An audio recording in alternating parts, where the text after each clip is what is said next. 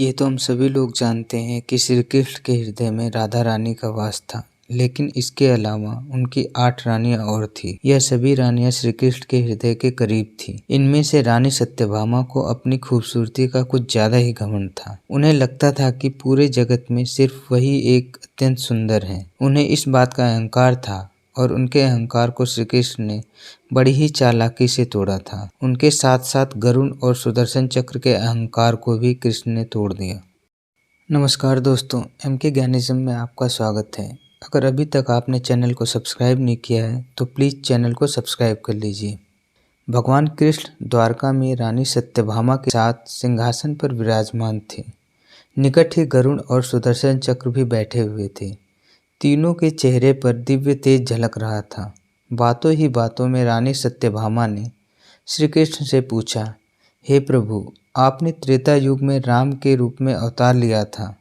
सीता आपकी पत्नी थी, क्या वे मुझसे भी ज़्यादा सुंदर थी? भगवान कृष्ण समझ गए कि सत्यभामा को अपने रूप का अभिमान हो गया है। तभी गरुड़ ने कहा कि भगवान, क्या दुनिया में मुझसे भी ज़्यादा तेज गति से कोई उड़ सकता है? इधर सुदर्शन चक्र से भी नहीं रहा गया और वो भी कह उठे, भगवान, मैंने बड़े बड़े युद्धों में आपको विजयश्री दिलवाई है, क्या संसार में मुझसे भी शक्तिशाली कोई है?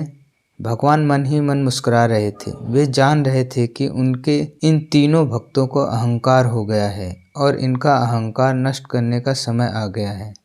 ऐसा सोचकर उन्होंने गरुड़ से कहा कि हे गरुड़, तुम हनुमान के पास जाओ और कहना कि भगवान राम माता सीता के साथ उनकी प्रतीक्षा कर रहे हैं। गरुड़ भगवान की आज्ञा लेकर हनुमान को लाने चले गए।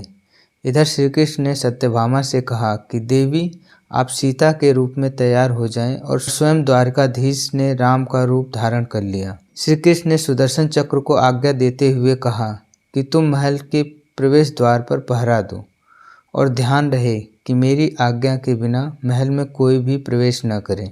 भगवान की आज्ञा पाकर चक्र महल के प्रवेश द्वार पर तैनात हो गए। गरुड़ ने हनुमान के पास पहुंचकर कहा, हे वानर श्रेष्ठ, भगवान राम माता सीता के साथ द्वारका में आपसे मिलने के लिए प्रतीक्षा कर रहे हैं। आप मेरे साथ चलें, मैं आपको अपनी पीठ पर बैठाकर शीघ्र ही वहां ले जाऊंगा। हनुमान ने विनयपूर्वक गरुड़ से कहा, आप चलिए, मैं आता हूँ। गरुड़ ने सोचा, पता नहीं यह बूढ़ा वानर कब पहुँचेगा।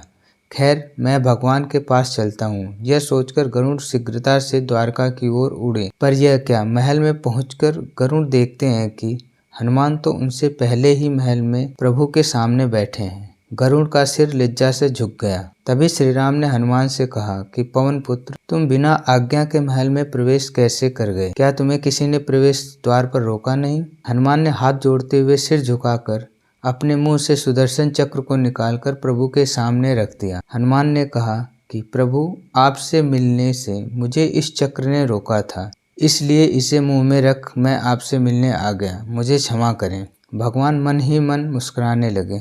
हनुमान ने हाथ जोड़ते हुए श्री राम से प्रश्न किया, हे प्रभु, आज आपने माता सीता के स्थान पर किस दासी को इतना सम्मान दे दिया कि वह आपके साथ सिंहासन पर विराजमान है? अब रानी सत्यभामा का अहंकार भंग होने की बारी थी। उन्हें सुंदरता का अहंकार था जो पल भर में चूर हो गया था। रानी सत्यभामा, सुदर्शन चक्र व गरुड़ तीनों का गर्व चूर चूर हो गया। वे भगवान की लीला समझ रहे थे। तीनों की आंखों में आंसू बहने लगे और वे भगवान के चरणों में झुक गए।